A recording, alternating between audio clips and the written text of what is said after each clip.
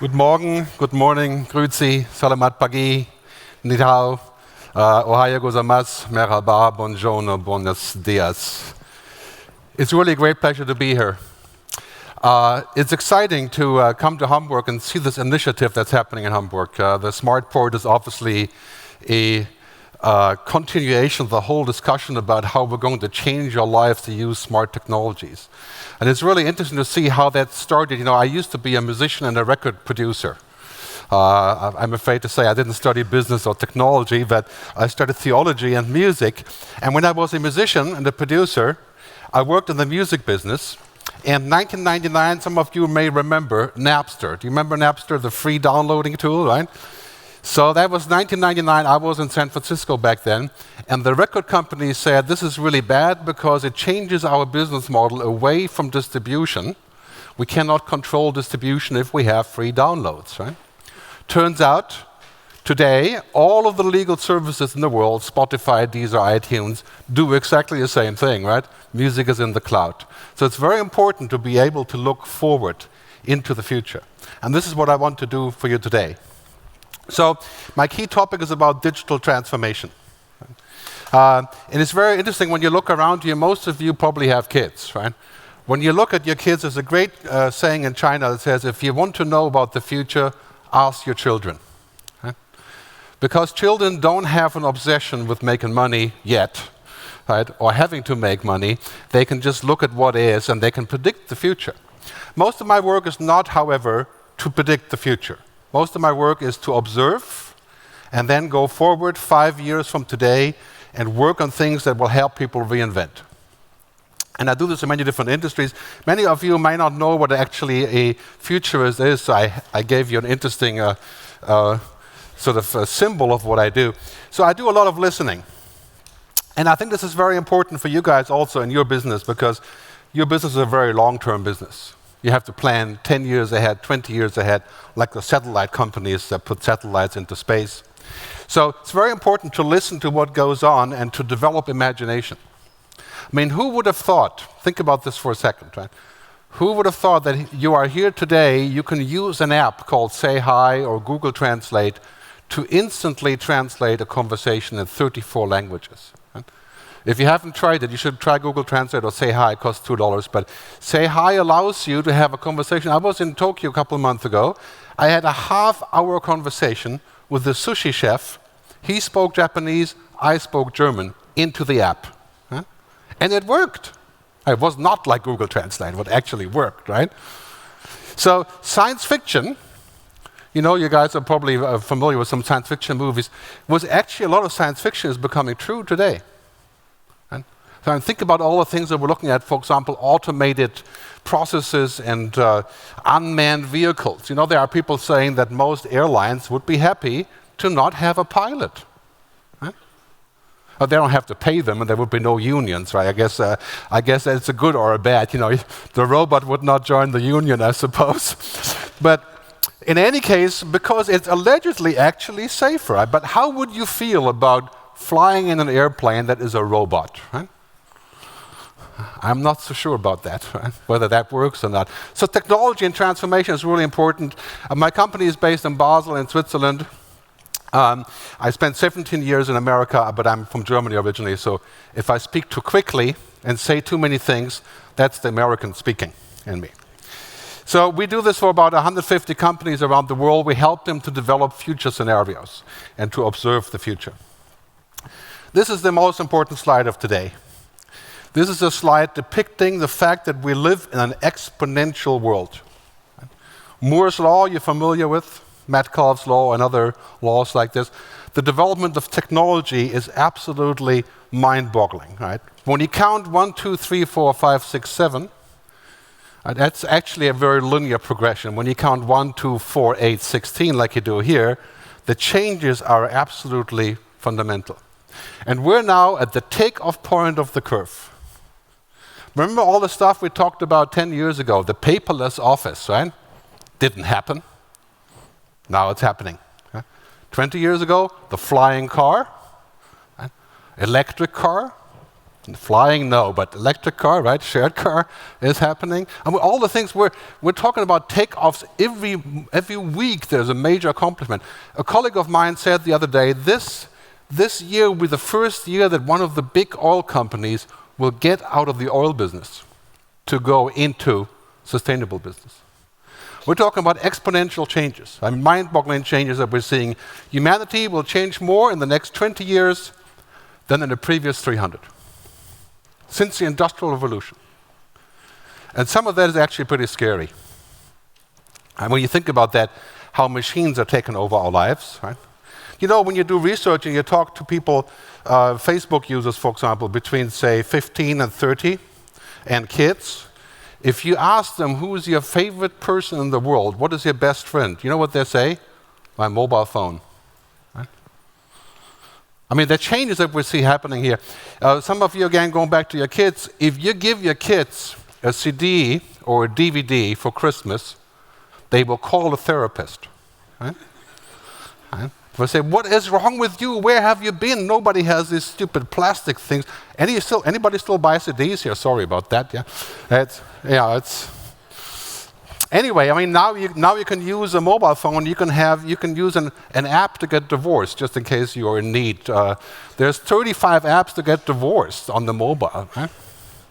I mean, it's too late for me. It's already passed behind me. But so what happens here is that humanity changes so quickly because of technology, and that this has great impact on shipping and ports, of course, as we've been discussing. On every facet of your business, some of it's scary, other ones not so scary. But with technology, the question used to be, years ago, that we would say, okay, we have to see if technology can actually do this, right? If it's possible. That was always the top question. For example, can we connect to the cloud? Can we find a way to connect the ship to the internet in the middle of the ocean? And now the answer is just simply yes. Right? Whatever you want to ask, the answer is yes. Can we put nanobots in your bloodstream to fix your cholesterol? Right? The answer is, can be done. There are some side effects, probably. Can we eventually cure cancer by changing the genes? The answer is probably yes.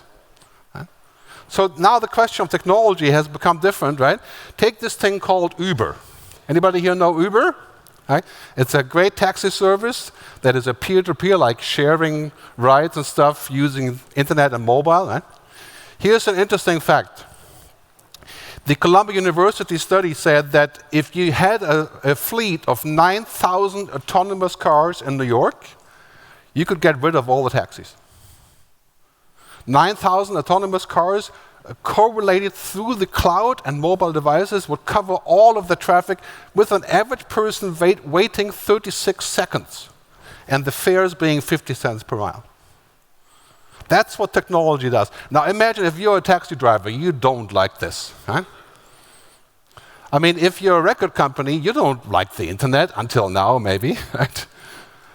And clearly, if you are a company that has 100,000 employees, if you can fire 30,000 employees because of automation, you like that, right? But your employees don't like that. So there are many changes coming towards us, because technology is like this. And, the stuff, for example, if you go to Japan, many Japanese people have an electronic dog. Right? It sounds funny, but it's true. And they're using robots to lift elderly out of the bed into the bathtub. So now we have robotic cars, ships, planes, pets, and friends. I mean, the Jibo, which is here, right? Check it out on YouTube. The Jibo is, by the words of the CEO, the world's first family robot, right? Who talks to you as if he was a family member. Oh, of course, this is America, but still. Right? Makes you wonder what else it will do eventually. Yeah. But anyway, digital transformation of ports and shipping is imminent, and it's here, right? But all the stuff that we're going to see, mind-boggling. Big data. So far, that was just big bull, right? It was just big talk. Right? But now it's actually getting real. We can use that data. We can make it intelligent, right? Using artificial intelligence. Just in case you don't know what artificial intelligence is, it's basically machine intelligence emulating human capacities. And if you use a mobile phone, you have artificial intelligence inside the mobile phone. Right? And that's basically what's happening. Artificial intelligence, robotics, unmanned ships, sustainability becoming the focus. So this is a very big deal. Right? This basically what's happening here is with this transformation, we can say, what if we take a look at 2030, what can we safely say that's going to happen? First thing, everybody is connected. That is a scary thought. Today is 2.7 billion people on the internet. By 2030, it will be roughly about 75–80% of the total population of roughly 9 billion. So 7 to 8 billion people connected to the internet. India, Africa, Southeast Asia, all over the world, of course, all of the territories that are currently underserved. Right? You know what that's going to do? Right? A huge amount of change, of innovation, of consumption, of what people do, what they find out. Imagine all this stuff that we can do. Online education, you can get a degree on the internet today, but imagine in 10 years, it's open to anyone, at any budget. That's a huge shift. Robots and artificial intelligence everywhere. This is Baxter. Baxter is a $20,000 robot that has a back order of 1 million back orders, right? 1 million people want to buy this thing for their factories. I mean, if you're in China, they're buying Baxters by the thousands, right? It's the first robot that you can actually train. Nanotechnology and, of course, 3D printing. You think this is a joke, right? 3D printed food? It's not. Right? It's just as bad of a joke as downloading music over the internet. It becomes completely normal. I tasted the other day some 3D printed meat. Right? I'm not much of a meat fan, but I could hardly tell the difference. But if you know that it's printed, of course you wouldn't enjoy it, right? But I mean, these things are happening now on a mind-boggling scale. And Ray Kurzweil, who is probably the world's most well-known futurist, who was really a brilliant guy, he wrote a book about what he calls the singularity. And I urge you with great caution to read this book. But basically, the singularity says, in 2027, there is a time where computers will match the capacity of the human brain.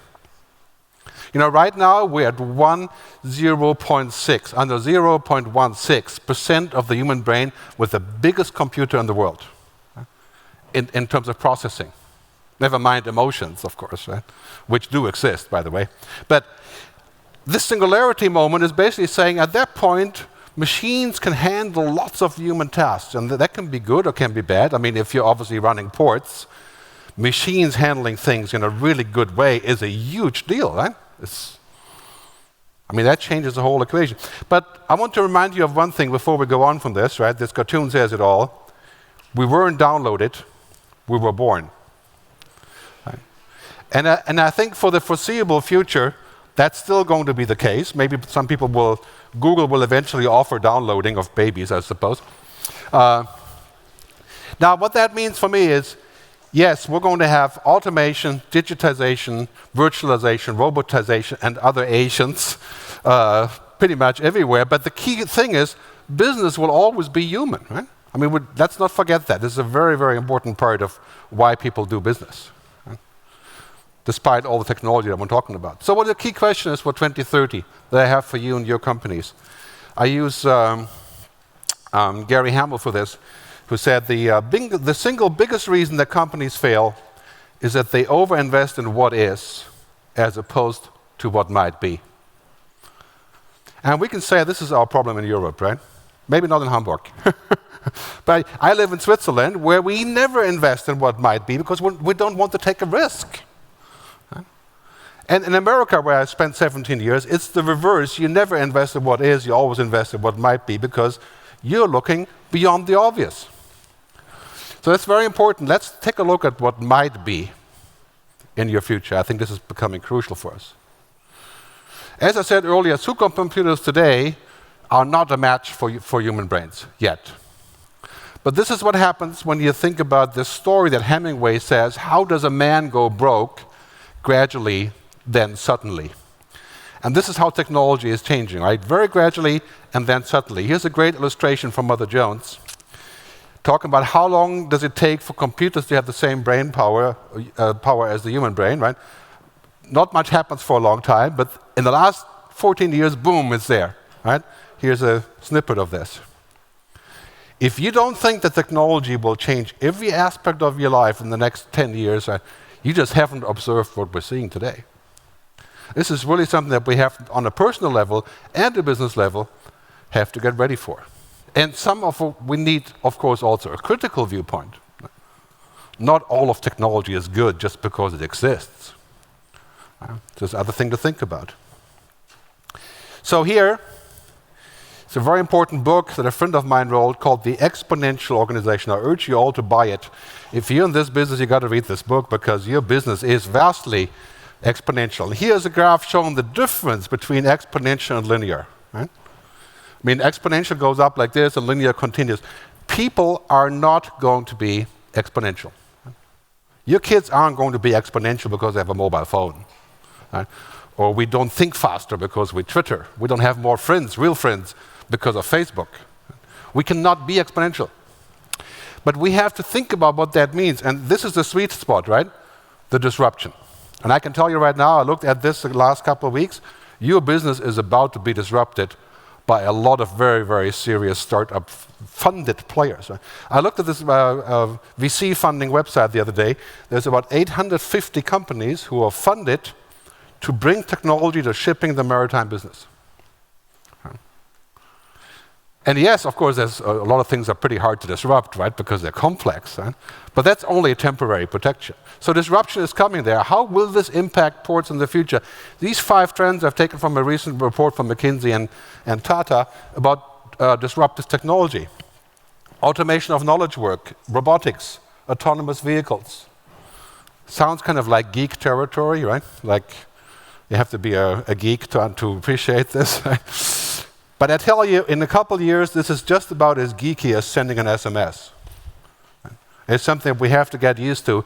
We have to take a look at these trends and say, McKinsey says the economic impact on the high level is $30 trillion a year of this kind of digital transformation. And of course, because you're traveling the world all the time, just like me, the most important thing is how do we connect, right? And how do we do things while we're traveling. And you can safely say that connectivity is the new oxygen. By the way, I will make this available later on for downloading on my website. It's a futuristgerd.com, so the name is Gerd, like gastrointestinal reflux disease, same thing, but as a name. So futuristgerd.com. So you can download the PDF there later. So connectivity is now the new oxygen, and in many ways, people say connectivity is now the new opium. Right? It's like we're so used to it that when we don't have it, we feel withdrawal. Right? And the Internet of Things will really make that worse or better, as it depends how you look at it. And wearable computing, right? Being able to compute without having to hold the device. Microsoft has a great project called the HoloLens, which you may have seen, which allows you to put a visor on, like Google Glass, but better, right? And see the data around you. Imagine if you had that in a port. It's like having a supercharged human being with all the information on top and videos and overlays and data feeds and, that kind of thing is coming. Right? So this is point number 1. If you're in a ports business, connectivity, right? Ultra-high connectivity. That feeds everything. And of course on the ship as well. The other 2 points are this. Everywhere around us, we see automation. It's really quite simple. Anything that can be automated will be automated. That's kind of a Darwinistic statement, obviously. Right? If you're a bookkeeper, financial analyst, checkout clerk, right? File manager, computers can do that work. I mean, look around you. In Germany, I visited a few places the other day to see that in many restaurants, the iPad has replaced the waitress. I went to a sushi place in Freiburg the other day, and you don't have a waitress anymore. You order with the iPad on the table, and they just bring the food. Right? I mean, you can't flirt with the iPad, but I suppose it's a cost-saving measure. Right? But automation is everywhere. And the other thing is that so far, a lot of computer systems and so-called big data was pretty big stupid, right? Didn't really have a lot of intelligence. And now cognitive computing, so-called cognitive, computers that can think, and parentheses, right? Intelligence goes everywhere. So this is the other thing you should invest in. It's not just data, but intelligence. And this is why we have, of course, companies like Siemens and Philips and IBM and many others here, right, looking at these topics of intelligence in that system. So if you want to get scared, you think about this tonight before you go into bed.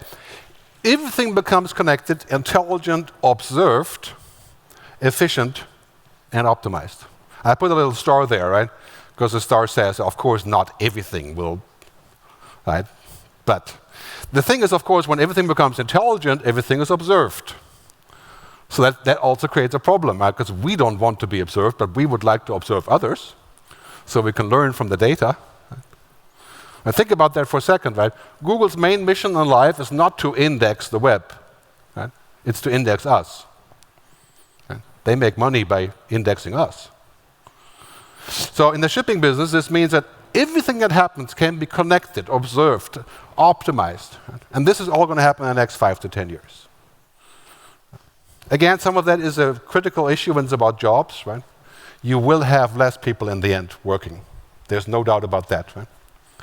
But you will need many other people working other jobs. Data scientists, privacy managers, people who do new jobs that don't even exist yet.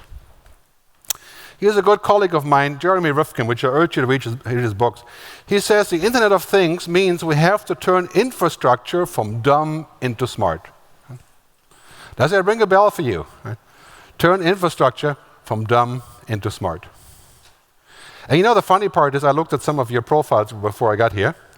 We also have to turn ourselves from disconnected to connected. There's very little activity here on social networks or Twitter. It's very interesting that it's kind of like a separate world, right? It's not just the infrastructure, but also us, right? We have to get connected. We have to get into those things that are happening outside. And turning infrastructure from dumb into smart. The Internet of Things will be an $8.9 trillion market, according to this research. I think it's from IBM, or from Cisco actually.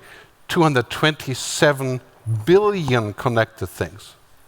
Did you know there was research the other day saying that if Unilever and Procter & Gamble combined their logistics and used the Internet of Things, they could save 50% of global logistic costs? Right? I mean, talking about a profit here, right? I mean, yes, it would not be easy to do with competitive forces, obviously. Right? But the Internet of Things, mind-boggling what we're going to see there. Pretty much everything that can be automated or digitized will be. You're seeing here on the left, of course, a thermostat that is digitized. The luggage check-in, where you just kick your suitcase into a hole, it just goes away, right? Like in Amsterdam. Call centers. Do you know how many people work in call centers? 110 million. You know how many people will be left in 10 years? 2 or 3% of those. Because software can replace most of that activity. That's bad for the people working, but I think there'll be other options for them to find other jobs, I hope. But this automation is happening, right? And the most important thing is, in the process of efficiency, we should not delete humanity. Because humanity is how we do business. There is no reason to do business if the whole thing is a giant machine. Right? It's a machine buying from a machine. That would not be much fun. Right? So we should not delete humanity in the process of efficiency. This is also very important when we think about labor. We should keep people working because it's human, even if we can replace them. And those that are replacing people to work with machines, maybe they should pay a tax for others not to work, right? Those things are all going to be discussed in the next few years. But everything around us, looking at this whole segment of maritime and ports, will be everything, automated, right? Smart, connected, from customs to logistics, and of course to connectivity on the ship itself. I mean, that's quite clear, obviously. And this graph also shows what's happening is that basically everything around us is moving into the cloud. So let me ask a question here. Who in this audience streams music through the mobile phone? Who is streaming music like Spotify, Deezer, Zimfi? Anybody? Yes, or YouTube? Or, it's basically music in the cloud, Books, right? All of you guys are reading ebooks. I'm pretty certain of that, right? Especially when you're a little bit older, it's great because of the screen. You can zoom and you can switch on the light, right? You know, Amazon sells 3 times as many ebooks than printed books. It's a mind-boggling fact what's happening there. So everything is moving into the cloud. Our music, our films, our television shows, Hulu, Netflix, our books, our financial data. I mean, the banks are, of course, scared about this, right? Imagine if our money moves into the cloud. Right? Cars move into the cloud. Ships move into the cloud, so to speak, in terms of connectivity. Very important point, right? Sensor networks for everything. I mean, if you look at what's happening here in terms of cost, this graph shows computing cost performance, right, going towards 0, essentially computing becoming almost free. And then this chart here shows how cheap it is to do a startup. Right? Your competition isn't going to be the other guys in this room, the other ports, the other organizations. It's people coming from the outside, from a lateral point of view, and reinventing what you do by getting in through the back door. Just take a look at my most favorite example, Airbnb. Okay? As many bad things as you can say about Airbnb. Do you guys know what Airbnb is? Essentially swapping of rooms, like eBay for rooms. Right? You don't go to the hotel, you go directly through the website, airbnb.com, and you go there to find a hotel room or a suite or a private room, whatever you want to, whatever is available. In Hamburg alone, I checked yesterday, 17,000 places for rent. For a day, a week, and the rates are usually a half or a third or even less. So Airbnb was possible because the startup cost is 0. Airbnb doesn't own any places. They don't own hotels. They don't pay taxes yet. Right? It's just a database. Right? I mean, that kind of disruption is going to happen in your markets as well. Here's the other important slide, is that this future is not just exponential. If that was the case, that would be hard enough because it's hard for us to think exponential. I mean, have you done an exercise, gone home and said, I know what's going to happen by 2020 and by 2030, right? You need to do that, right? Because it requires foresight. Now, this chart shows that it's not just exponential, it's also combinatorial, which means all the stuff that's happening at the same time. Artificial intelligence, connected healthcare, autonomous vehicles, the energy internet. Again, you can download those slides later because there's quite a few here. Just to show you one example of what happens here in combinatorial, rather confusing slide, I would say.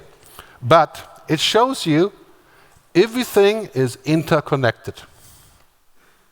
So here's your surprise. You're no longer in the port business. You're in the business surrounding all the businesses of what a port does. Technology, social, vehicles, the sharing economy, logistics, renewable energy, the Internet of Things. You're in all those businesses. And your competitors will come from those businesses, not from other ports. So if you can take that home as one of the things, don't compete with each other, hyper-collaborate. Right? This is a very, very important point. This is our future. Right? It's complex, it's moving, it's interdependent. In other words, your business model depends on many other moving parts. And the mission is to build an ecosystem. A function, that's why you're here, right? Is to build an ecosystem of how this future goes forward. Because basically what we see with this example here is the US Post Service and UPS, 2 years ago, they were both almost dead. And they teamed up to create a new logistics structure based on technology in the US. And they're thriving. So interdependence, hyper-collaboration. Many of us live in these kind of situations, right? Silos. So we think of our business as being X, Y, Z, as technology, or as contracts, or as legal, or whatever it is, right? And now what's happening is that if you're looking at the most successful businesses in the last 10 years, they're not in silos. They live outside of the silos. They go across the silos. Great example is Tesla. Right? The electric car, pretty soon self-driving car. If you've seen a Tesla before, and I've test driven a few, I wanted to get one, but it's too expensive. But in Switzerland, we don't really have the electric hookup yet, really. But in any case, Tesla is not in the car business. Right? What business is Tesla in? Right? Data, energy, mobility. Right? Tesla is not a car company. So take the example from Tesla and say, I'm not a port company. Right? I have other things around the port that I can do. And that's what you're here to discuss, right? That's what the smart port is. That's not about saying we're going to optimize how we load and unload, right? Okay. What is around that? What surrounds us there? The idea of essentially being in silos is game over. If you want to live in a silo, be my guest. Chances are you won't exist in 15 years. And that's really true for a lot of companies. We have to think outside and think lateral. Let me address one important topic. Children's toys. No, just kidding. The unicorn. Anybody know what a unicorn is? This is the word number one in Silicon Valley now. It's about companies that have raised $1 billion from private investors in less than 2 years. And there's a word for that now. Right? It's called a unicorn. Right? It's a magic. Right? Of course, that really only works in America. The unicorn thing is really interesting, right? Because now you have over 110 companies that are worth $1 billion raised from private money. Right? And you know what industries are looking at? B2B, banking, financial, insurance, government, education, mining, shipping, pharma. Media is already over. Media is already done. Right? So this is very interesting what happens here, right? If you're looking at this. Then I also want to introduce you to a couple black swans. A black swan is essentially something that happens as a fluke, something that comes up and just hits you. You don't know where it came from, like Napster. Because now we're at the dawn of 4 new economies. This is also very important to recognize and will cause you some thinking. Right? The first one is the maker economy. It's now possible to print your mobile phone cover, to print your shoes, to print a 3D object, to print an engine part that goes into the airplane engine. Right? It is now possible to print very complex things. In the next 5 to 10 years, we'll be able to print just about anything, really complex, including houses, right? China has a machine that prints houses. I saw it on YouTube the other day. It's mind-blowing. Right? What will happen if people need to ship less because they're printing? Do you believe that? You don't want to believe that, but I don't know. It's a difficult question. Huh? The sharing economy. Americans, for the first time in 20 years, are buying less houses, and the so-called millennials, the kids that are around 30, they have less interest in owning a house or getting a driver's license or buying a car. They share it. It's called the sharing economy. I mean, if you're 50 like me, you're saying, what the hell is it? I'm not going to share my car. This is a stupid idea, especially if you live in Germany. Right? And you would never do that. The car is holy. Right? I worship the car. But now we have a kind of a disownership. Right? People are talking about this a lot. And we have the circular economy, which is really gaining ground. This idea of a new logic, a capitalist logic called people, planet, profit. Right? It's 3 things that matter in life, not just profit. Well, that's always been true, but now we're actually getting into it, and this is part of the reason of the whole debate, sustainable capitalism. And then we have the experience economy. Think about this for a second. The last time you went on a really great trip into nature with your family somewhere, you think about that trip for the next 25 years. Right? The last time you bought an iPhone, you think about your iPhone for a week. Right? Then you get something else. Right? Buying products is not satisfactory for a lot of people anymore. They want experiences. That's another reason why we're going to look at how commercial things are changing, right? And what that means for shipping. So in many ways, we're going from products and ownership to service and access. Right, so the examples here are, we used to buy a map to go to cities. Now we have an app. Airbnb is replacing the hotel. Spotify is replacing the record. Netflix replacing the TV and the DVD, and so on. What does that mean for your business? Will people buy less products? I think eventually that's probably going to happen. The next 5 to 10 years, I kind of doubt it because of this. 5 billion people in the middle class in the next 10 years. There's no place more interesting to observe this than Brazil. Anybody here from Brazil? Yeah, let me see Brazilians here. Bom dia, wake up. Okay. 5 billion people in the middle class. In Brazil, the middle class has doubled in 10 years. And consumption is a big thing, of course, for them. All right, so here's one other important point. I do a lot of work in the music and media business. This is a chart depicting what's happening with the movie business. Okay? 75% of the movie companies, the big Hollywood studios, Universal and Sony and others, 75% of what they sold was DVDs and theater tickets. Right? And some of you paid, depending on where you live, between $10 and $40 for a DVD that would only work in your region, with their wisdom. But now, people want to buy things digitally and stream them on demand. And guess what the difference is? When you give your content to Netflix or Hulu or YouTube, right, what do you get? $10 a month for 500, or I think it's actually 1 million movies, right? $10 for 1 million movies.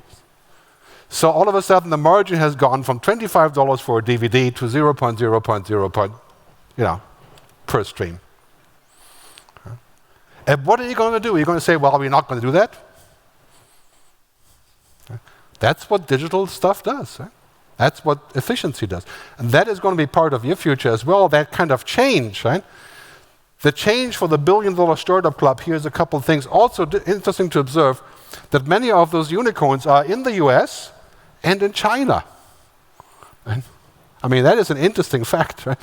Where is India and Brazil? And never mind Germany, of course, for that matter. So here's a question for you. Which pieces of your business, whether you're imports or shipping or maritime, are digitally contestable? Which means somebody can invent some software to put a dent into your business. That happened in the movie business, the music business, the books business, the airport business. Right?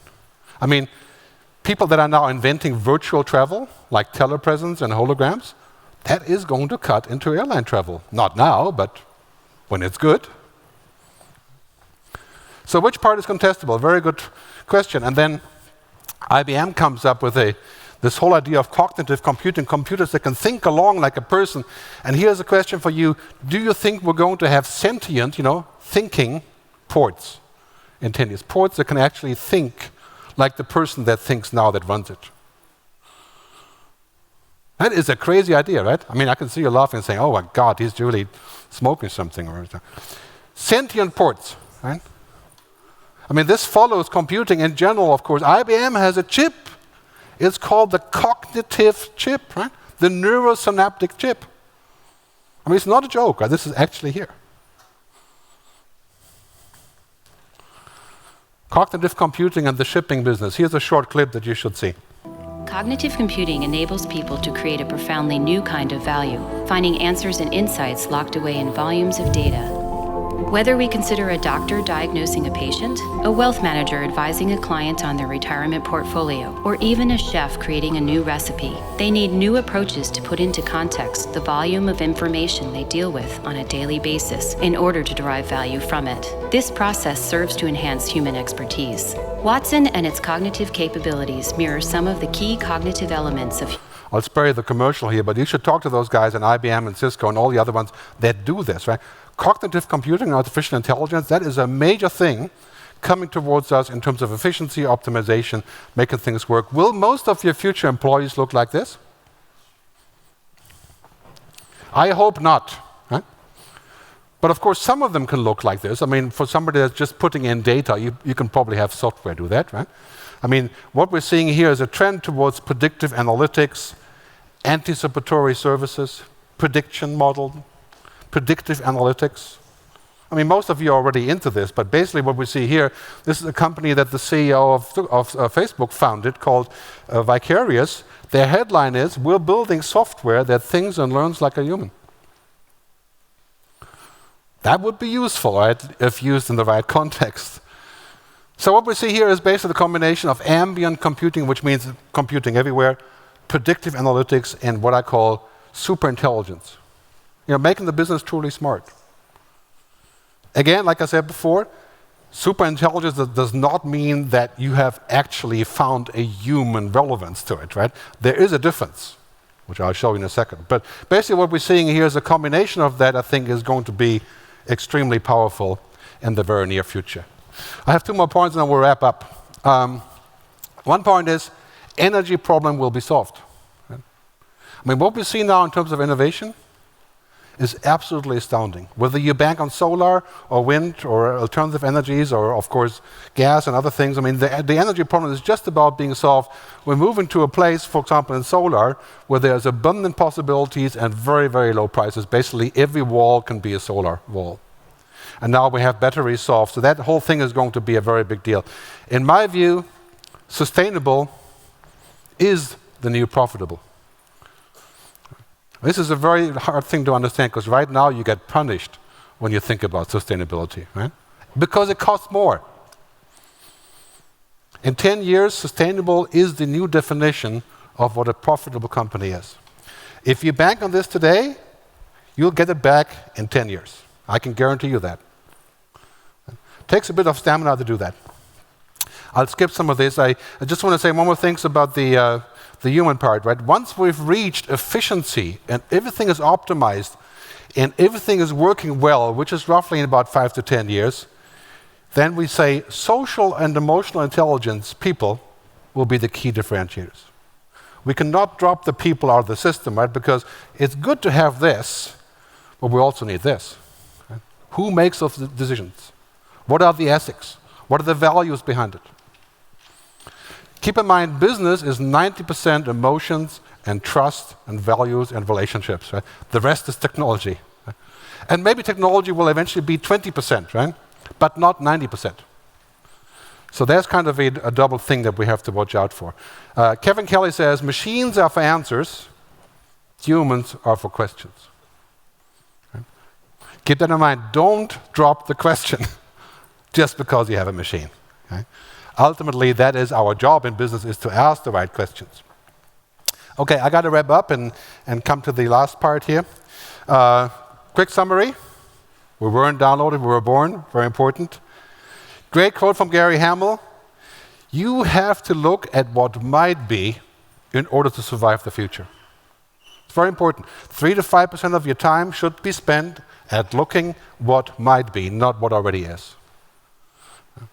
This is very difficult because we're all very busy, right? Clearly. But it's a survival skill. 5 key takeaway points. Change is increasingly, gradually, then suddenly. Don't sit back and wait for change to happen, because by the time it happens, it's exponentially faster than you. Right? Wait and see means wait and die. Right? It's a very un-German thing to say, I suppose. But also, expect exponential, combinatorial, and interdependent. You're not going to be successful by being independent. And this I say with my Swiss passport. Right? There is no such thing except for Apple. Right? And very few other companies. Interdependence is the future.